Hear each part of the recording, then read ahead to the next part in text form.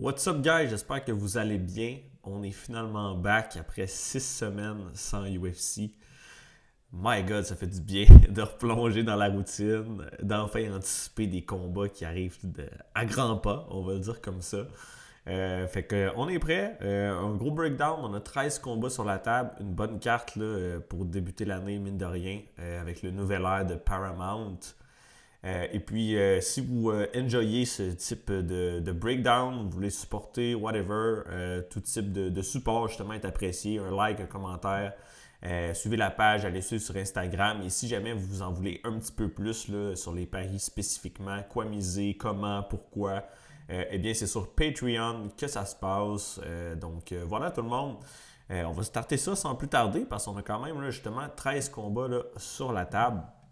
Fait en ouverture là, de carte pour UFC 324, on a Adam Fugit qui fait son retour dans la cage versus Ty Miller qui lui fera son début après un combat à Dana White Contender Series la dernière saison. On voit ici là, la taille, pour de vrai, les mensurations très similaires. Deux combattants qui ont des bons gabarits, 6 pieds 1, 6 pieds 2 à 77 pouces. Ben, du moins pour la division, là, ce sont des welterweight. Gaucher-droitier, pour les stats, on ne va pas trop regarder là, en ce moment. L'âge, par contre, à noter, là, vous voyez Fugit qui est déjà rendu à 37 ans. Lui qui n'est pas au UFC depuis super longtemps, là, mine de rien. Et puis, honnêtement, je pense que ça va être la dernière fois qu'on va voir Fugit, d'ailleurs, dans l'organisation. Au niveau des cotes, on va aller voir rapidement. Ty Miller qui a rendu un énorme favori, vous voyez, moins 425, du moins 480. Je me demande l'opener, il était à quoi? Moins 350 ici. Ouais, moins 300. Il y a sur Coolbet, il y a encore un prix décent. Si jamais vous l'aimez, vous voulez comme un parlay piece, vous pouvez l'avoir, je crois, à moins 357. Quand on compare au reste du marché, là, c'est assez bien. Et puis pour son style, Fugit, pour de vrai, il m'a quand même impressionné à son combat à Contender Series. C'est un boxeur, on va dire comme ça. Il kick très très très peu, il ne regarde pas avoir des takedowns. Il se sert de sa portée au maximum. Beaucoup, beaucoup de straight punch. Ce qu'il fait, c'est pas des trucs nécessairement flashy, hors du commun. Il va pas faire des spinning kicks ou whatever. C'est très compose, mais c'est très efficace. Donc, il utilise bien son jab, sa portée avec ses straight punch, puis bonne gestion de la distance et mobilité également. Précis, bonne puissance dans les mains. Il n'y a pas une tonne de finish à son actif. Vous voyez, il est 6-0. Il y a aussi un no contest. Mais je crois qu'il y a seulement 2 knockouts. Mais si on retourne voir, par exemple, son combat à Contender Series, on va faire un petit fast-forward ici, contre Jimmy Drago, qui n'est pas nécessairement un mauvais combattant, à mon avis. C'est parce que Drago, il a vraiment une durabilité assez incroyable qu'il n'est pas tombé parce qu'il a mangé des patates, surtout au 2 puis 3e round. Ty Miller peut avoir tendance à débuter un petit peu slow, le temps d'apprivoiser sa distance, maybe. Son range se réchauffer un petit peu, mais 2-3e round, sa vitesse, elle reste, son power, il reste, il stick to the game plan. Un peu susceptible au low kick de ce qu'on a vu à Contender Series, oui. Par contre, dans ce match-up-là, contre un gaucher, c'est un petit peu moins problématique, là, à mon avis. Et puis, de l'autre côté, Adam Fugit, qui est un gros underdog, plus d'expérience au UFC level, oui, mais pas très impressionné, honnêtement, par Fugit. Un journeyman, il est correct dans pas mal tous les aspects, mais c'est pas un house, il va pas shiner particulièrement nulle part. Dur début contre Michael Morales, s'est fait knocker au 3e. Comeback, je pense que c'était un underdog, je suis pas certain, là, contre Kushida. Ok, un KO, fine, nice. Mike Malott l'a choqué 2e round, vous vous en souvenez probablement. Victoire split decision contre Josh Quinlan. Et puis il s'est fait knock the fuck out par Islam Dulatov, son dernier combat. Dulatov qui est un autre gros prospect qui arrivait du Contender Series. Et honnêtement, il me rappelle Ty Miller sur certains points. Le niveau, le genre de 16 que les deux ont. Précision, Dulatov un petit peu plus well-rounded dans le sens où il va kicker un petit peu plus mixé dans ses offensives. Mais il me rappelle quand même quelques aspects de Ty Miller. Et puis, Fugit, écoutez, il s'est fait finir à maintes reprises. Je pense qu'il s'est fait knock-out 3 ou 4 fois là, en carrière. Je l'ai ici. Là. Ouais, Fugit s'est fait knocker 3 fois sur 5 défaites. Semble être Chini. Puis, tu sais, même il s'est fait soumettre par Mike Malott, oui, mais il s'est fait knockdown avant. 4 knockdowns en 5 fights au UFC, not good. Puis je crois que Ty Miller va finir par le cracked. Pour gagner ça, Adam Fugit, il faudrait qu'il grind une décision, à mon avis, qui ait beaucoup de cage pushing, de takedown. Puis malheureusement, Fugit, c'est pas le meilleur dans cet aspect-là. Je pense que s'il y a un takedown, Ty Miller va travailler pour se relever assez rapidement. Il ne pourra pas en avoir constamment sur une durée de 15 minutes. Et à mon avis, Adam Fugit va finir par trouver le bouton off de Adam Fugit et le mettre out. Si vous écoutez, j'ai déjà un bet d'ailleurs, Ty Miller by knockout. Donc à mon avis, c'est un bon play là, sur cette carte-là. Puis si vous voulez en voir un petit peu plus sur Ty Miller, allez revoir son combat à Contender Series. Et même c'est à l'effet, si je ne me trompe pas, là, contre, je l'ai noté ici, là, Ryan Charlebois. Un knockout en genre 30 secondes, là, c'est d'une beauté. Là. Moi, on dit que c'est clean, donc je vous recommande d'aller jeter un œil à ce combat-là. Donc, Ty Miller for the win, Ty Miller by knockout. Suivre, on a Ricky Turcios. Ricky Turcios qui va affronter Cameron Smotherman. Puis écoutez, on va pas perdre beaucoup de temps avec ce combat-là. Pour être bien honnête, j'ai absolument aucun intérêt là, côté bet. Je vais me tenir loin de ce combat-là. Je ne toucherai pas avec un bâton. On va quand même faire un petit tour. Là. Vous voyez, 5 et 9 pour les deux, 135 livres, 28 ans, Smotherman un petit peu plus jeune. Turcios qui est pas si vieux que ça, mais pourtant, on dirait, vu ses performances dans la cage, on dirait qu'il a 45 ans. Un petit avantage de portée. Puis first, écoutez, on va aller voir des petites stats. Shout out à Uncle Weezy là, pour les grilles de statistiques, encore une fois. Mais honnêtement, j'ai rarement vu là, des statistiques aussi affreuses. C'est deux combattants qui ont un output décent, dans le sens qu'ils vont lancer beaucoup de coups, mais la précision est à chier. Regardez ça, Ricky Turcios, 33,4% de précision à distance. J'ai rarement vu ça, c'est atroce. Et du côté du Smotherman, c'est pas bien mieux, à 36,5%. Sérieusement, ça fait vraiment dur. Même les stats au niveau du grappling, défensivement, Turcios, ça fait dur aussi, là, mais pour de vrai, là, c'est vraiment, vraiment atroce. C'est deux combattants pour qui je n'ai pas des high hopes, à moins que Smotherman il monte des gros signes d'amélioration. À 28 ans, c'est pas impossible, là. Mais du côté de Turcios, j'en doute. Il paraîtrait qu'il prend peut-être ça plus ou moins au sérieux. Il est beaucoup, beaucoup dans le coaching. Fait qu'à quel point là, il pousse ça pour lui-même en tant que combattant à suivre. Turcios qui avait fait tout de même... il a-tu gagné pas Contender Series, pardon, là, mais il me semble qu'il avait fait la finale de Ultimate Fighter. Puis il avait gagné, je pense. Ce serait celui-là ici, I guess. Ça fait du sens parce que vous voyez, il a fait Contender Series en 2017, il n'a pas été signé. 2021, première win dans l'organisation. Mais il semble que c'était une finale de tough. Vous vous souviendrez son célèbre combat contre Ayman Zahabi, justement, où est-ce qu'il a punché l'air plus que d'autres choses.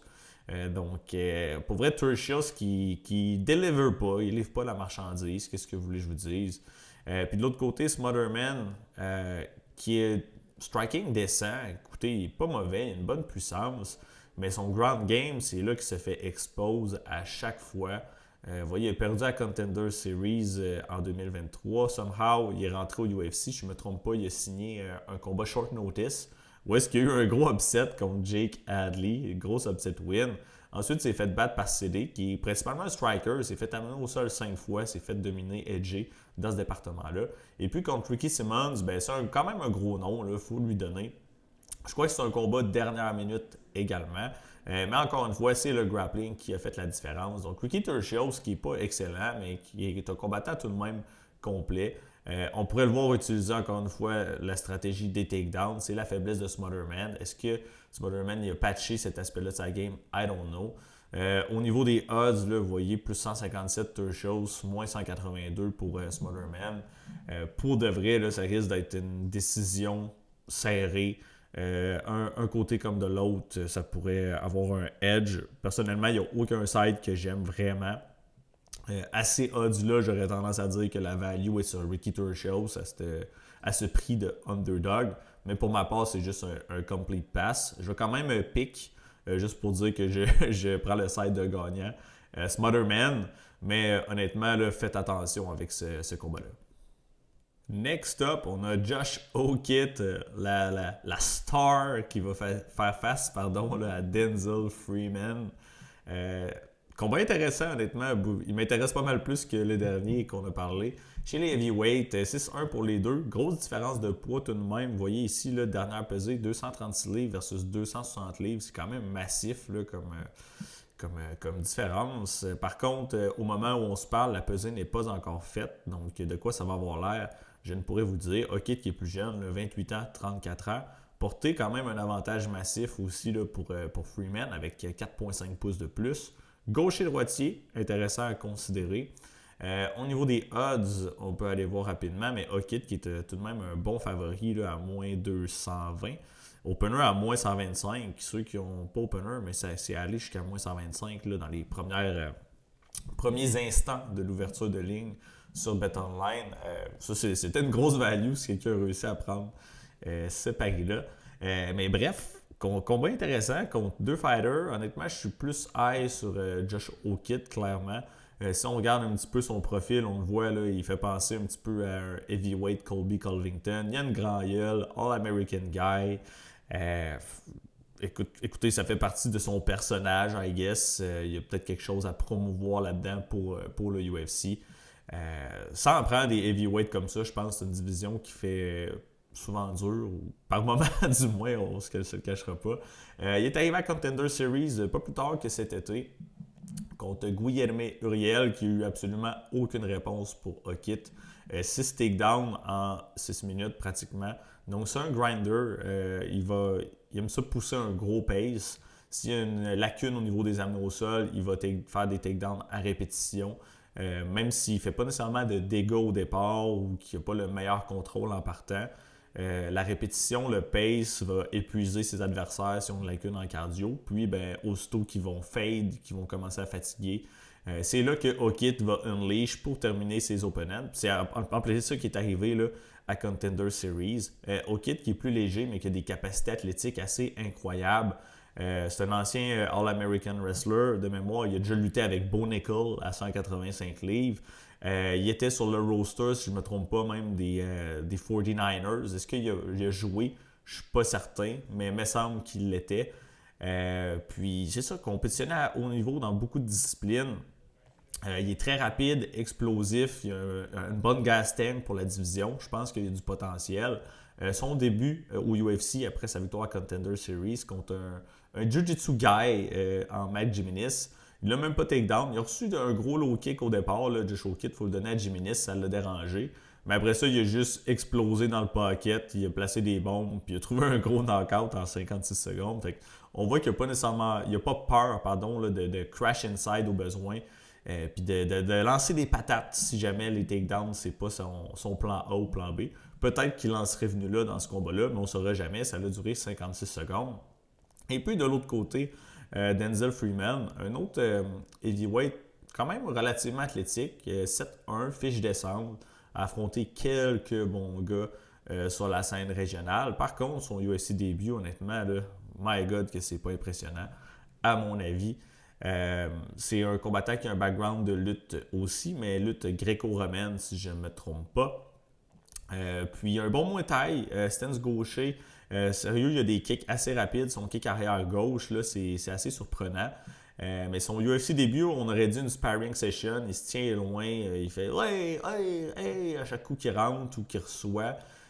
Ose pas engager dans le pocket, justement. Il veut garder ça propre à distance de kick. Je soupçonne que ce soit un combattant qui n'est pas à l'aise avec le chaos et recevoir des coups. On l'a vu dans un ou deux combats aussi sur la scène régionale qui se fait clipper solidement, puis on dirait qu'il n'aime pas ça.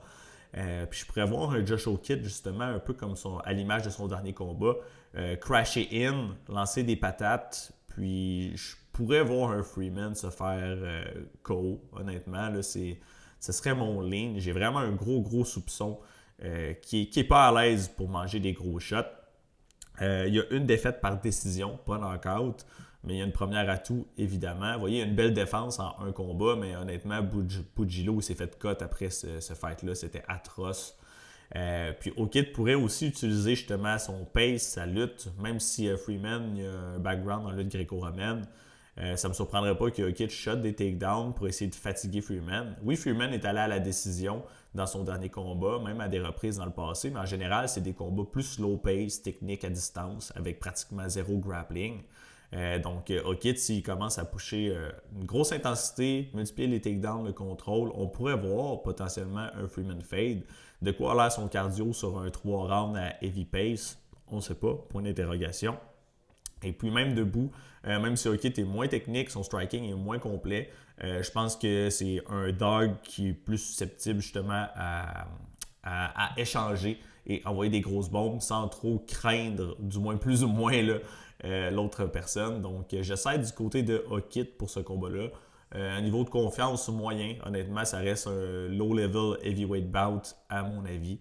Soyez prudents, on pourrait avoir des surprises là, évidemment là, dans un duel du genre. Next up, on a un combat vraiment intéressant entre deux vets en Michael Johnson et Alexander Hernandez. Fight très très intéressant pour vrai. Johnson qui se fait un petit peu plus vieux par contre à 39 ans, mais si on regarde sa dernière performance, il ne look pas trop comme un fighter qui arrive à 40 ans. Assez surprenant. La portée, léger avantage là, pour Johnson, same pour la taille. Évidemment, c'est deux lightweight, gaucher, droitier. Pour les odds, c'est plutôt serré, mais on a Hernandez qui est un léger favori. Vous voyez, à moins 125, ça s'est même resserré un petit peu plus. Ça commence à être un prix tout de même intéressant. Moins 300 à l'ouverture. Je peux comprendre que l'argent soit entré sur Johnson. Mais je vous le dis d'emblée, je ne suis pas très doué pour prédire les combats de Hernandez. Je pense que je les fade justement ces 3 ou 4 derniers fights, puis il les a tous gagnés. Donc les deux combattants qui sont sur une sorte de résurgence, on va dire, là, dans leur carrière, on pensait à un certain point qu'ils étaient terminés. Puis les deux ont pull up une belle petite streak, on va le dire comme ça. Vous voyez, Hernandez, décision partagée contre Hubbard, peut-être pas le plus intéressant. Unanime contre Kurt Alaba, où il a dominé principalement avec son grappling. Contre Chase Hooper, gros upset, qui m'a fait perdre beaucoup d'argent cette soirée-là. J'étais très high sur Chase Hooper. Finalement, Hernandez qui le knock the fuck out. Fin du premier round, c'était la carte Duplessis Chimaev d'ailleurs. Et puis, dernier fight, encore une fois, j'étais du côté de Diego Ferreira. Puis Hernandez qui trouve le KO au deuxième round. Si on regarde un petit peu dernièrement contre Ferreira, par exemple, qui est un bon power puncher, qui a knocké brutalement Michael Johnson là, dans le passé. Donc, c'est un adversaire commun qu'ils ont eu.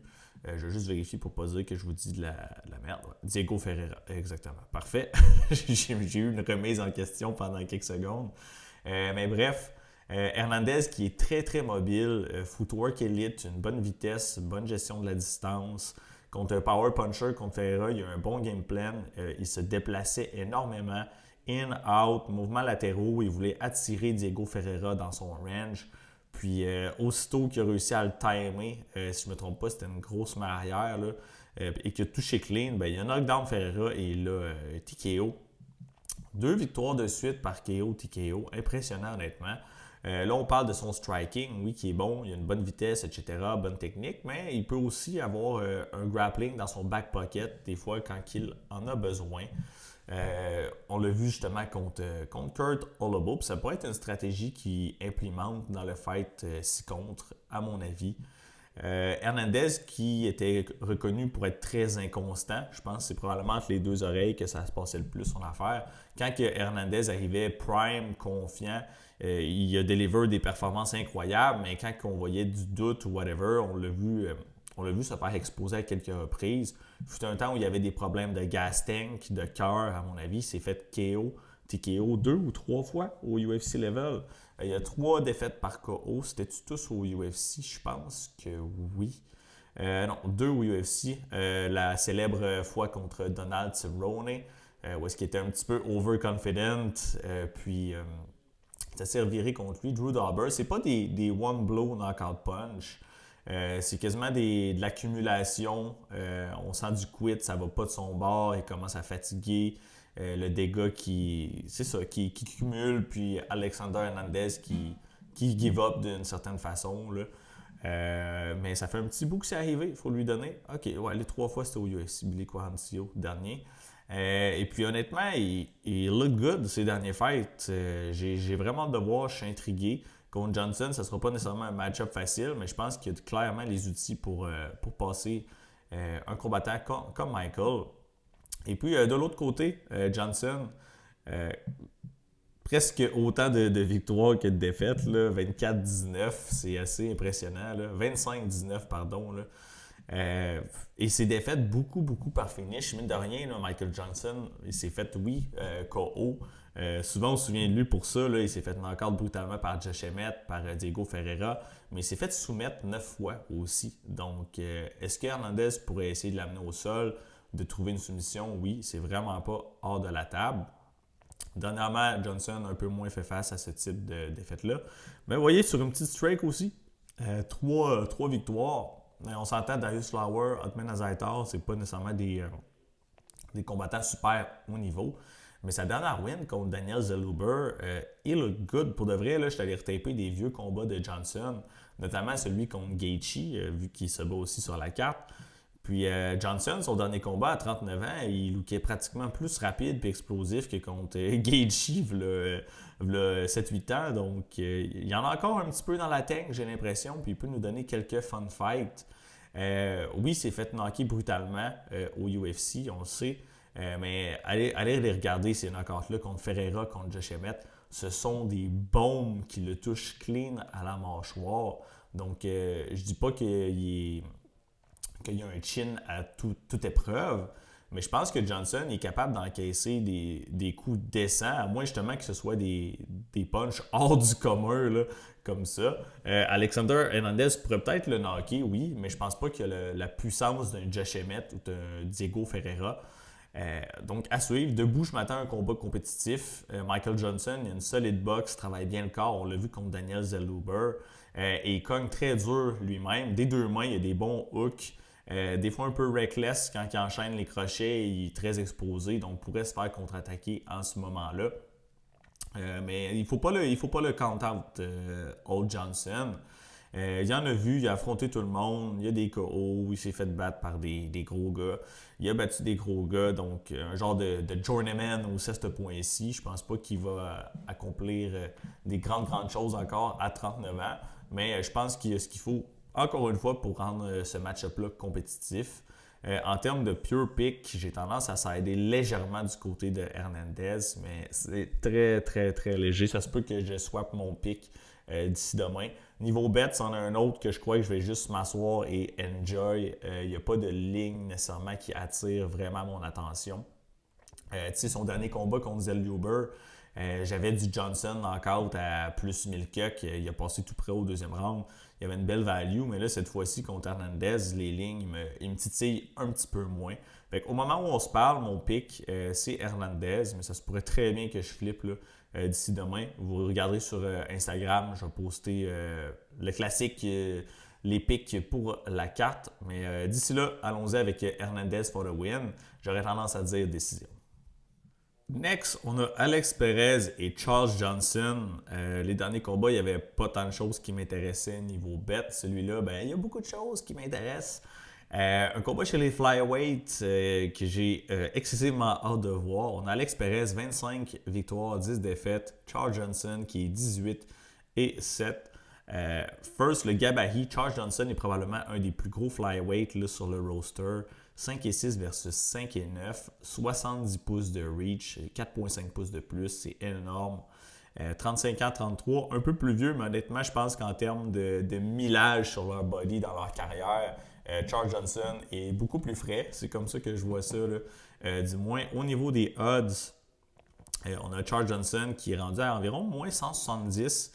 Il était plus dans les alentours de moins 200, puis il y a eu des line movements là, depuis hier principalement.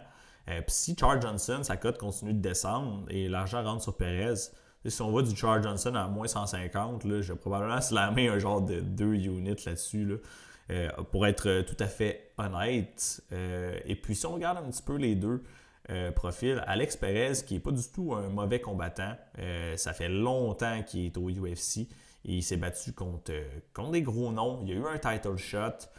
Il a fait son millage, mais j'ai l'impression qu'il est un petit peu over the hill.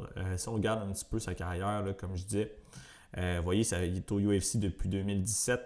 Il y a eu une très bonne séquence au départ. Vous voyez, là, beaucoup de verre. Mais chaque gros step-up en compétition qu'il y a eu, il a eu tendance à perdre. Joseph Benavidez, qui était un prétendant au titre, Davison Figueiredo, champion, Pantoja, Mokaev, Tatsuro Taira, Almabayev. On dirait qu'à chaque fois qu'il a pris un gros step-up en compétition, ça n'a pas passé. Il y a 10 défaites, il y a 8 d'entre elles qui sont par finish. C'est quand même beaucoup, plus des soumissions que des KO. 6 subs, 2 knockouts. Il a tendance à se faire choquer. Combattant très complet qui commence fort habituellement. Pour vrai, il a un bon striking, des bons low kicks, capable de mixer la lutte, les takedowns là, quand nécessaire. Mais je crois juste que le timing, où est-ce qu'il en est, c'est vraiment plus bon pour lui. Vous voyez sa streak ici, là, en fait sa streak de défaite pratiquement. Il est sur presque 6 défaites de suite. Il y a eu un knockout contre Nicolo. Puis il commence à avoir beaucoup de millage au corps, comme je disais tout à l'heure, au niveau blessure. On se souviendra contre Tatsuro Taira, oui, c'est un KO, TKO, mais c'est son genou qui a pratiquement explosé à cause de la position que Taira avait là, sur son dos. Puis il est revenu quand même relativement rapidement se battre après. Son dernier combat contre Asu Almabayev, il lookait good jusqu'à ce qu'il look plus good du tout. C'était 1-1 sur la carte des jeux, je ne me trompe pas officiellement. Mais se battait très bien, puis il s'est fait insta-guillotine au troisième round. C'est le genre de combattant qui peut dominer. Au départ, il look bien justement, puis il va fumble the bag, il va faire une grosse erreur, il va fatiguer, whatever, et puis ses adversaires vont take over, et dans la majorité du temps, le finir. Oui, Mokaev ne l'a pas fini, mais c'est pas nécessairement le plus gros finisher, à mon avis, là. Oui, il y a une coupe de win par sub au UFC. Mais c'est le genre de gars qui peut être très patient aussi, prendre son temps et ne pas prendre de risques. Et de l'autre côté, Charles Johnson, qui est plutôt sur une trajectoire opposée, on va le dire comme ça. Il y a eu une défaite dans ses 6 derniers combats contre Temirov. 1, 2, 3, 4, 5, 6, c'est ça. Qui a testé positif aux stéroïdes, d'ailleurs, qui est out en ce moment. Donc, no shame. Puis Temirov, honnêtement, qui est un excellent fighter. Je pense que Temirov, il battrait Alex Perez assez facilement. Non seulement, oui, il y a cette streak-là, mais vous voyez, il y a même un knockout win sur le champion actuel, Joshua Van. Un combat qui est incroyable. Allez l'écouter si vous ne l'avez pas vu. Grosse victoire de Charles Johnson, qui est un petit peu profil inverse d'Alex Perez, dans le sens où il a tendance à starter un petit peu slow. Puis il va build up avec le fight. Je pense que c'est un combattant qui est fait pour des 5 rounds. J'ai vraiment hâte de le voir, du moins j'espère qu'il va combattre dans un 5 rounds bientôt. Excellent cardio. Son striking est très bon. Il gère bien sa distance. On l'a vu, il a un gros avantage de portée. Et même s'il y a principalement des knockouts, il peut être agressif avec les soumissions lorsqu'il y a beaucoup d'échanges de grappling. Vous voyez, contre Azat Maksum, 3 subs à temp au terme de la décision. Et puis, si je ne me trompe pas, c'est au 3e round, il y a le front choke locked. Puis, il décide de le lâcher. Mais Azat Maksum, quand il lâche, on voit qu'il est sur les shaky legs, il allait pass out. Donc, ça aurait pu être une victoire par soumission là, aisément. Puis, c'est ça, très agressif avec les front chokes s'il se fait shooter à multiples répétitions. Ce qui pourrait être un scénario envisageable ici. Alex Perez, on l'a dit, des fois, il lutte. Surtout s'il se fait outstrike là, debout, on pourrait le voir shooter des takedowns, tomber dans une sub. Il y a déjà 6 défaites par soumission, pourquoi pas une 7e. Son dernier combat à Charles Johnson, il était count-out par beaucoup de gens. Moi, j'étais de son côté, je l'ai parié comme décent underdog. Il y avait un bon plus money tag sur lui. A perdu le premier round, s'est fait dominer. Revenu au deuxième, ouvert la machine. Et gros knockout contre un des top prospects, là, contender du moins, là, chez les flyweight. Très impressionnant. Et Charles Johnson, qui est vocal à propos de faire un title run. Il veut percer le top 10, le top 5. Il va aller chercher des gros noms. Il va aller chercher l'or. Je pense, est-ce qu'il va toucher l'or? Ça, je pense pas. Mais je pense qu'il va percer le top 10 assurément. Puis Alex Perez, à mon avis, il est plus là pour un paycheck. Il n'a peut-être plus le même fire, les mêmes motivations. Peut-être que je me trompe, mais à mon avis, c'est une Charles Johnson win right all over it. Je pense qu'il va trouver le finish. D'ailleurs, le prix, justement, les odds pour le finish est quand même décent, si jamais vous voulez aller jeter un œil. De quelle façon? C'est quand même drôle parce que Charles Johnson, il n'y a pas une tonne de soumissions en carrière. Je pense qu'il y en a 3, dont 0 au UFC level. Et puis le sub prop, il est pas mal plus cher payé que le knockout prop. Charles Johnson, KO, je pense, est à plus 500, ce qui est quand même intéressant. Sinon, regardez les round prop. Personnellement, j'ai un peu d'investissement là-dessus. Je pense pas que Charles Johnson va gagner le premier round. Il va probablement même perdre le premier round, mais je le verrai avoir un finish là, au 2 ou 3e. C'est mon ligne pour ce combat-là. Charles Johnson, je vais tendre à dire soumission, mais un knockout ne me surprendrait pas non plus. Next, on a Nikita Krylov qui affronte Modestas Bukauskas. 30 et 11 pour Krylov, 41 fight pro, c'est énorme. 19-6 pour Modestas. Les deux, même taille. Krylov qui est un petit peu plus âgé, mais pas une tonne. Portée pratiquement identique. On a un match-up gaucher-droitier. Encore une fois, au niveau des odds, on a Modestas qui est un favori légèrement. Je pense que ça s'est resserré. Vous voyez, il y avait du moins 250 pratiquement en ouverture, rendu à moins 150. Je comprends pourquoi. Je pense que Nikita, c'est un live underdog. J'ai quasiment envie de le pick, honnêtement. J'ai pas encore pris ma décision, mais pas le parier, je veux dire le pick pour, en tant que winner, on va dire comme ça. Si on regarde un petit peu le parcours, là, pour ceux qui ne connaissent pas Modestas, c'est sa 12e run au UFC. Était rentré en 2020, a gagné son début, mais puis s'est fait pas finir, mais écoutez, il était du mauvais côté les 3 combats suivants, donc 1-3 pour débuter. Vous le connaissez probablement pour comme le dude qui s'est fait plier la jambe en 2 par Khalil Rountree Jr., donc c'était lui. Puis il est allé sur la scène régionale, est revenu 6-1 depuis, belle petite run. Si on oublie sa défaite contre Petrino. 4 victoires de suite, pas nécessairement le plus haut niveau. Prachnao, Cerquera, c'est pas des gros adversaires. Oui, il a gagné contre Kutaleba, mais c'est une split decision que selon plusieurs, il aurait dû perdre. Incluant moi, je pense que c'était une victoire pour Ion. A emporté son dernier combat, gros knockout, grand and pound, un buzzer beater contre Paul Craig, assez violent. Mais c'est wash Paul Craig, écoutez, le crédit qu'on peut lui donner pour ça.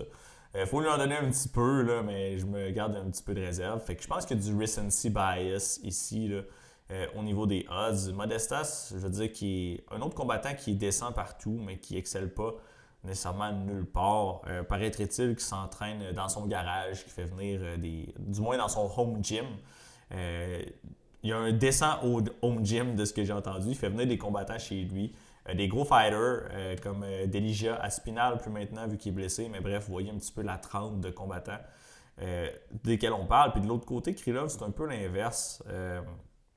Il était très actif, il a battu des gros noms. Vous voyez Ryan Spann, Gustafsson, Ozdemir. Oui, c'était washed Gustafsson. Tout de même, lui, il s'est fait soumettre par Paul Craig. Et puis, depuis son retour, il a pris pratiquement 2 ans off. Il s'est fait knock-out 2 fois back-à-back. Ce qui n'était pas arrivé souvent là, dans sa carrière. Krylov qui s'est fait knocker, je pense que c'est son UFC début. Ouais, ici, il s'est fait knocker en 2013. Et depuis, c'était jamais arrivé qu'il perde par KO. Même qu'il se fasse knockdown, c'est arrivé très très peu. Puis maintenant, 2 fois de suite.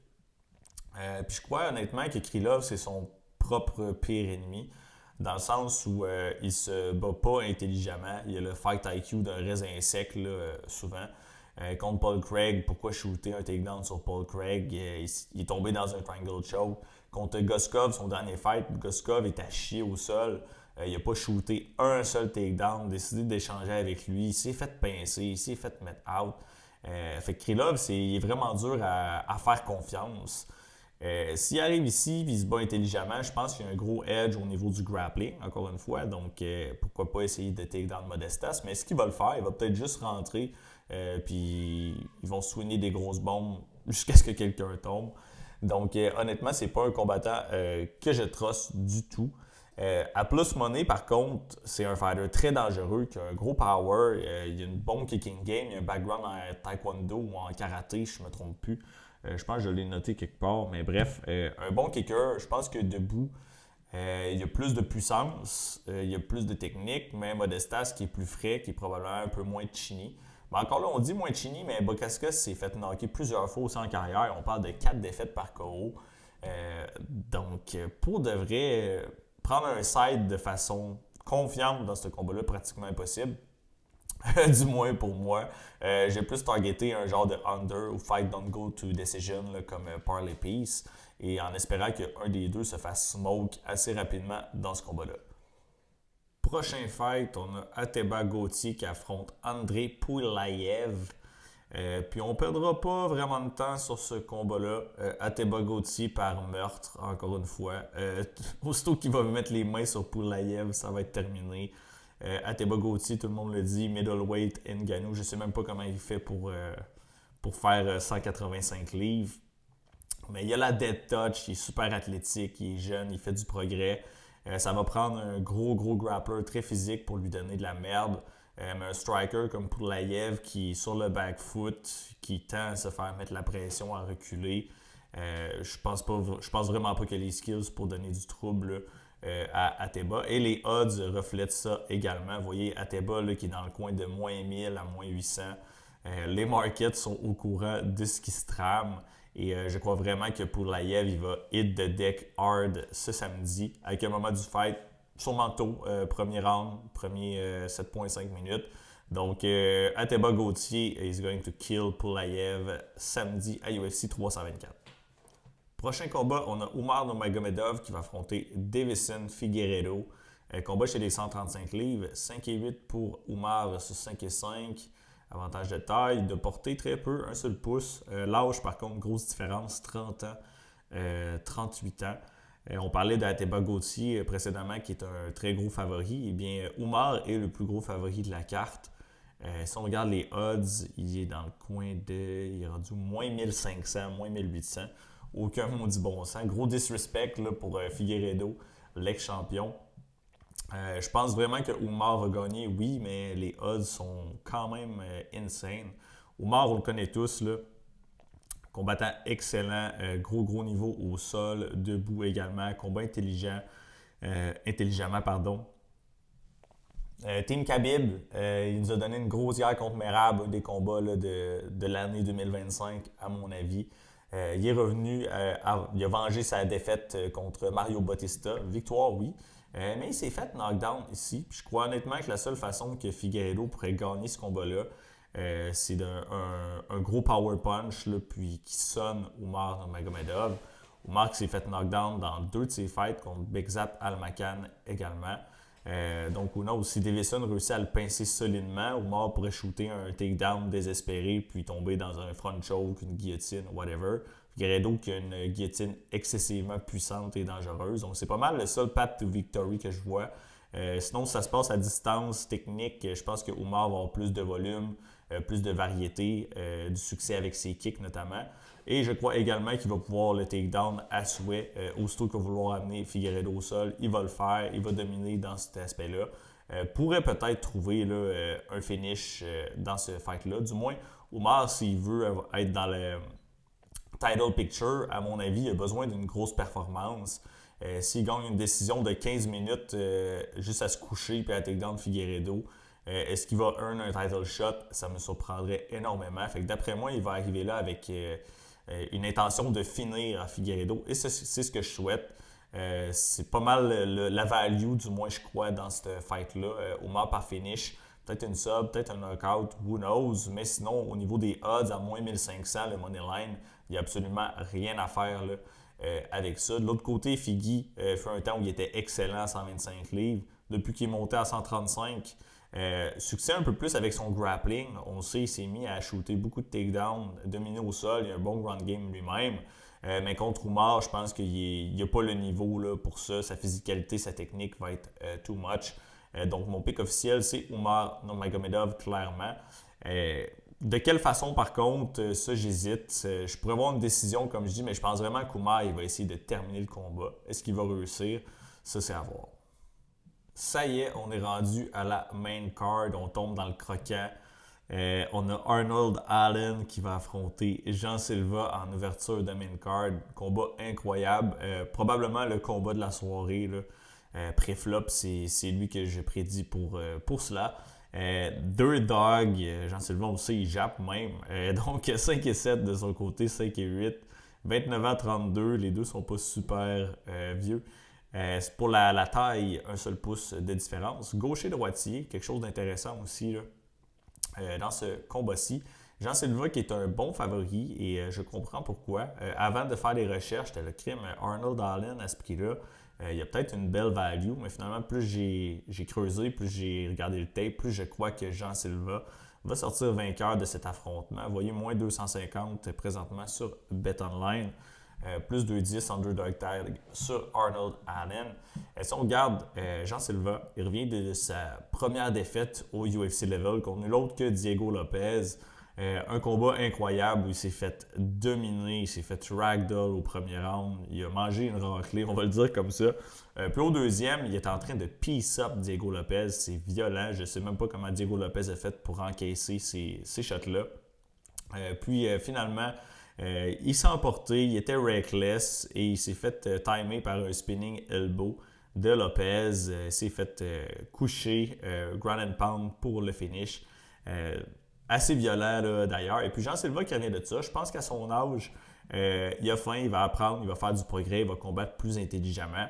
Jean Silva, si on regarde maintenant son profil, c'est un striker excessivement bon, très technique, parfois un peu unorthodoxe. Il fait des choses qui surprennent, qui ne sont pas télégraphiées, mais surtout sa puissance, sa physicalité là, qui font la différence. Il cogne comme un truck, ça n'a pas de bon sens. Presque juste des finishes au UFC level.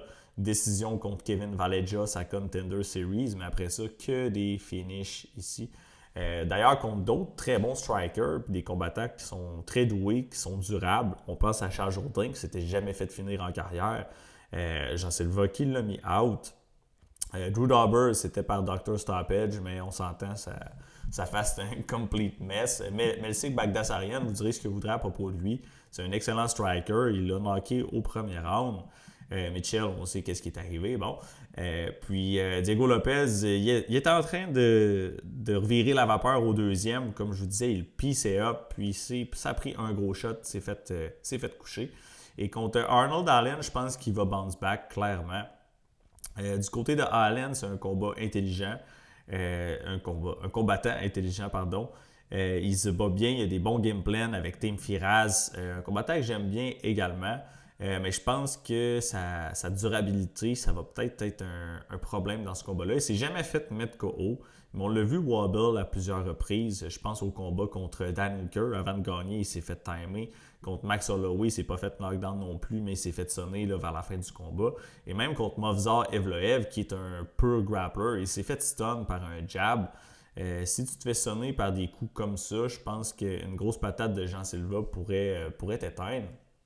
Et dans le cas où je me trompe, puis sa durabilité elle perdure dans le combat, je pourrais voir Allen qui a plus de volume, qui gagne les minutes, entre guillemets, plus gros output, mais qui perd les gros moments. Donc Jean Silva qui touche avec les très gros coups d'impact, mais aussi qui marque le dégât visible. Arnold Allen qui a tendance à couper assez facilement, à devenir rouge, à saigner, à bruise. Fait que je pense qu'aux yeux des jeux, ça va faire la différence, le dégât visible.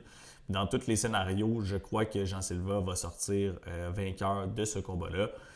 Peut-être que je vais me tromper, ça se peut très bien. Je serais content même qu'Arnold Allen il gagne. C'est un combattant qui s'entraîne à Montréal, combattant local, là, entre guillemets. Mais j'ai pas le choix là, de sider du côté de Jean Silva pour la victoire.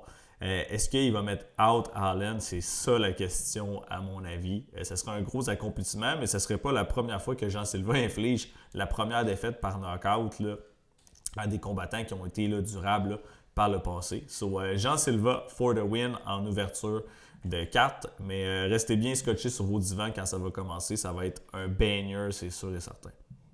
Prochain fight, on a Natalia Silva qui va affronter Rose Namajunas chez les Women's Flyweight. Donc, on a Natalia Silva 5-4 versus 5-5. L'âge Silva qui est jeune à 28 ans versus Rose 33. Un petit peu plus d'expérience, on va le dire comme ça. Un match-up, là, gaucher-droitier. Encore une fois, il y en a eu plusieurs là, sur cette carte-là. Au niveau des odds, Natalia qui est une très grosse favorite. J'étais surpris de voir ça, là. D'ailleurs, vous voyez, moins 340, il y a de l'argent qui est rentré sur Rose, ça veut dire, étant moins 400 hier. Ça fait déjà un petit peu plus de sens, là, à mon avis. Je pense que mon pick, c'est Natalia, mais à ces odds-là, je trouve ça un petit peu là, excessif, on va le dire de la sorte. Si on regarde un petit peu leur profil, Natalya qui est vraiment sur une grosse streak depuis ses débuts à l'UFC, elle a battu des bons noms. On pense à Jasmine Jedrzejczyk, Andrade, même si c'est un petit peu plus over the hill, Alexa Grasso, ex-championne. Mais je crois vraiment que Rose Namajunas, c'est l'adversaire la plus coriace qu'elle va avoir affronté en termes de skill set, là, clairement, et d'expérience aussi. Natalia Silva, excellent striking, notamment son footwork, sa gestion de la distance, sa vitesse, son explosivité. Très, très, très redoutable là, sur les pieds. Mais même au sol, c'est pas elle qui initie les takedowns en général. Mais elle a une takedown defense là, de 92%, ce qui est excellent. Il y a Viviane Araujo qui l'a takedown, mais si vous allez voir ce combat-là, elle se relève très, très, très rapidement. Et la majorité du control time de Viviane, c'est contre la cage. Puis je ne crois pas que Rose ait la physicalité pour contrôler là, Natalia Silva contre la cage pour une période prolongée.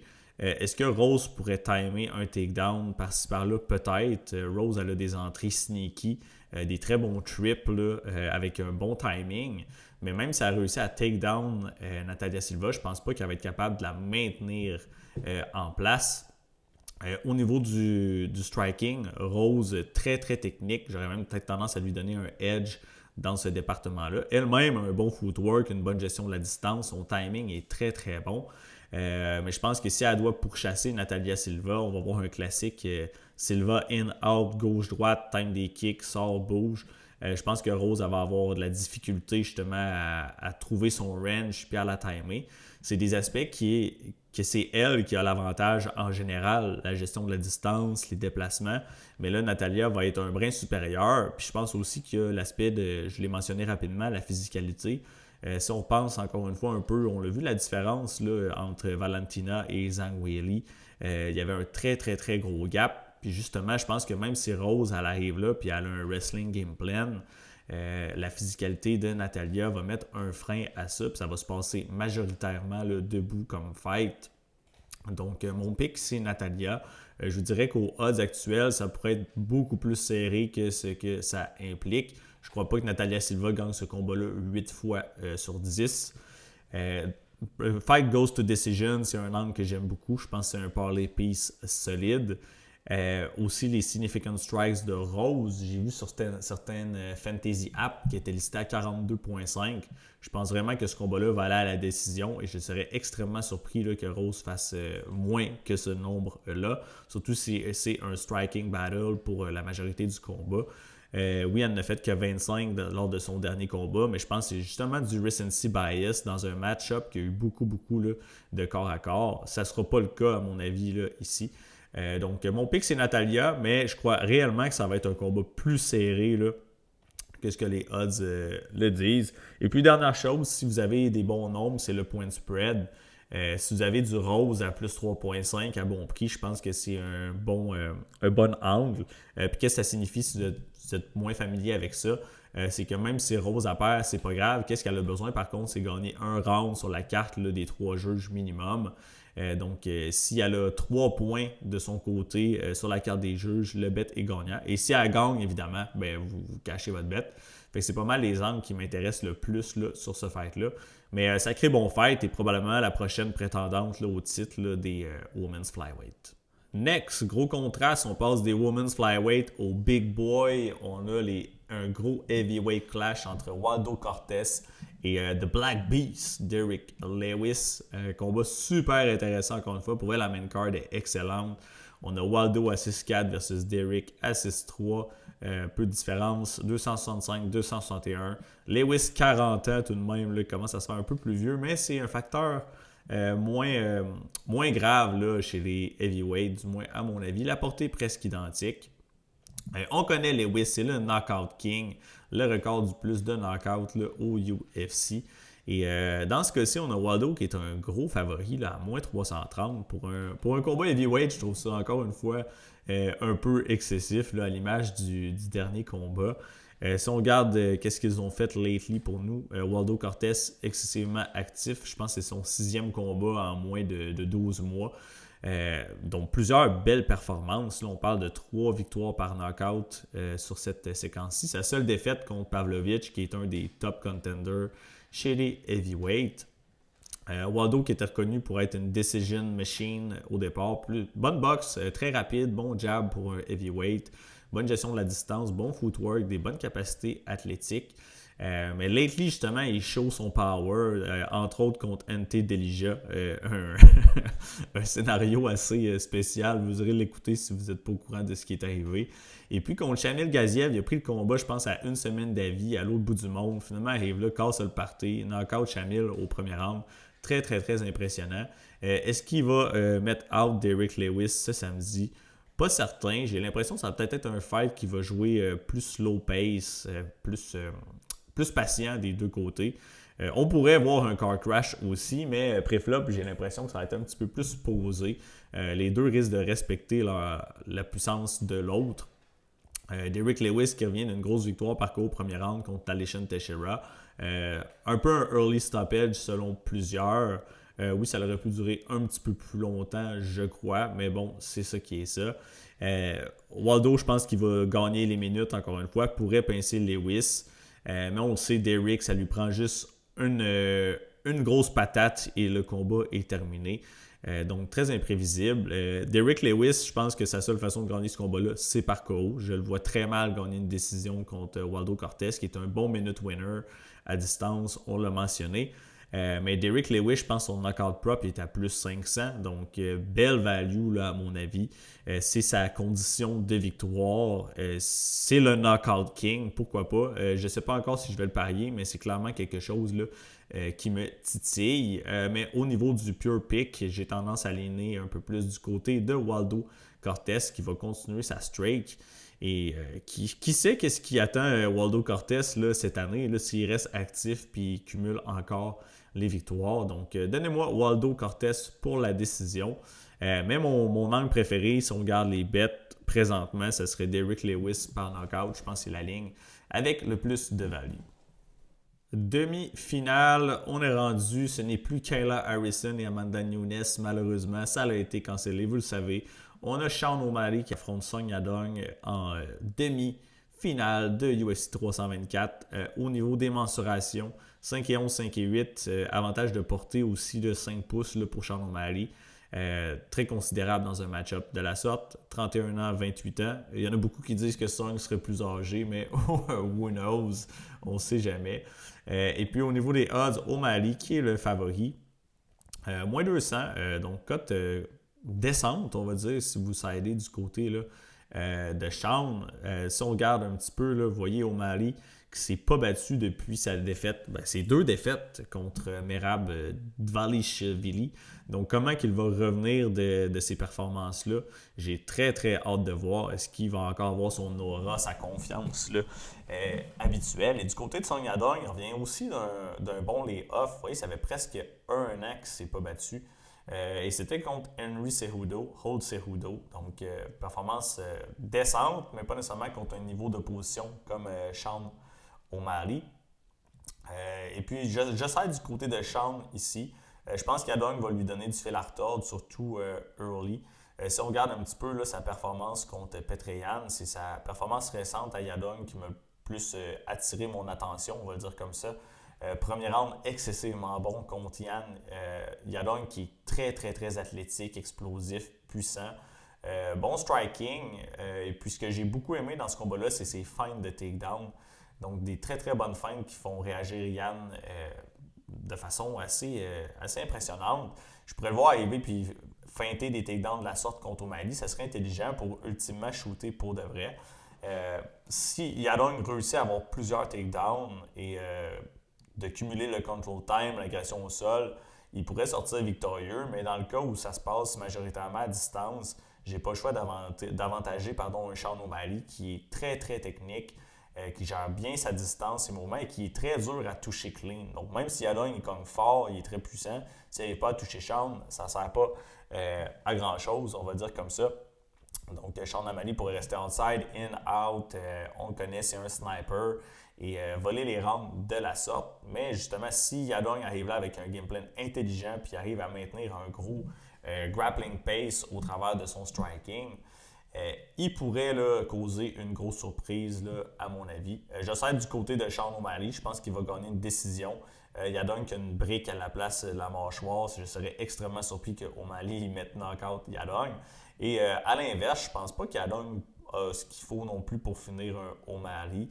Même au sol, je le vois mal trouver une soumission. KO, comme je dis, il est dur à toucher clean. Donc, c'est un combat qui va aller à la décision plus souvent qu'autrement, je crois. Puis c'est d'ailleurs un angle que j'aime beaucoup là, dans ce combat-ci. Donc, pour ma part, ça va être O'Malley décision. Mais c'est un des fights de la carte que je ne serais pas surpris là, de voir un upset là, d'un underdog. Dossier à suivre, mais fight excessivement bon une fois de plus. Et la finale, nous y sommes, le dernier combat de UFC 324, premier main event de l'année de l'ère Paramount Plus. Quel bon match encore une fois. Paddy Pimblett versus Justin Gaethje pour le titre intérimaire. On a Justin 5-11, Paddy 5-10, 37 ans, 31 ans, donc grosse différence là, au niveau de l'âge. Chez les lightweight, là, évidemment, la portée, avantage de 3 pouces pour Paddy, qui est honnêtement un gabarit excessivement gros là, pour la division. Au niveau des odds, Paddy est votre favori. Moins 235 environ là, sur la majorité là, des markets. Et je comprends pourquoi. Encore une fois, c'est un fight que pré-flop. Je me dis que Gaethje pourrait être un bon underdog. En tout cas, il va se battre pour votre argent. Si vous êtes du côté de Gaethje, là, he will fight for your money. Mais j'ai pas le choix de sider du côté de Paddy Pimblett là, dans ce duel. Et je vous explique pourquoi. Là. C'est principalement le ground game. Paddy, c'est pas nécessairement le lutteur le plus exceptionnel, mais je pense qu'à un moment ou l'autre de ce combat-là, ça va aller au mats et ça va être le début de la fin pour Gaethje.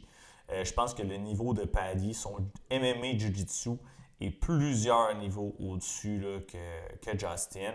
Et c'est ça qui va être la fin là, pour lui dans ce duel-là. Un coup que ça va au sol, Paddy for the win, probablement une soumission. Je ne serais pas surpris non plus qu'il blesse Gaethje debout.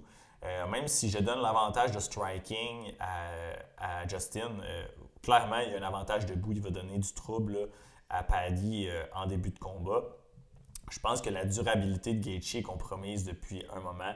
Il s'est fait blesser dans pratiquement, pas tous, mais dans beaucoup de combats. Il y a beaucoup de millages, il s'est fait knocker brutalement. Puis même dans les combats qu'il a gagnés, on l'a vu se faire knockdown, se faire wobble. Et Paddy cogne dur, honnêtement. Là. Donc, je serais pas surpris qu'il se fasse toucher un genre de club and sub. C'est vraiment pas hors de la table. Mais avant que ça se produise, ça va être compétitif, à mon avis, jusqu'à ce que ça ne le soit plus. Paddy Pimblett qui a fait beaucoup de progrès là, dernièrement, je trouve. Vous voyez, invaincu au UFC level. Si vous allez voir ses combats là, contre Gordon, Ferguson, etc., puis son dernier contre Chandler, il a bulké, il est rendu en shape, il est très physique, il est fort. Puis ce qui m'impressionne le plus, justement, j'en ai parlé, son MMA Jiu, mais ses transitions au sol, là, c'est slick, c'est d'une beauté. Si on pense à Jordan Leavitt, qui est un très bon Jiu-Jitsu player, les transitions de Paddy, là, des front choke à take the back, trap an arm, trouve la soumission. Sa soumission contre King Green, excessivement impressionnante aussi. Vraiment, j'arrête pas de dire excessivement aujourd'hui. Je sais pas ce qui me prend. Désolé. On va dire très impressionnante.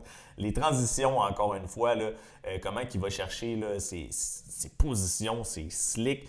Puis je pense que Gaethje, à l'inverse, on l'a vu au sol, un peu plus perdu là, les fois que c'est arrivé. Il s'est fait takedown par Fiziev dans son dernier combat. Pourquoi pas Gaethje? Pourquoi Paddy ne pourrait pas trouver un takedown?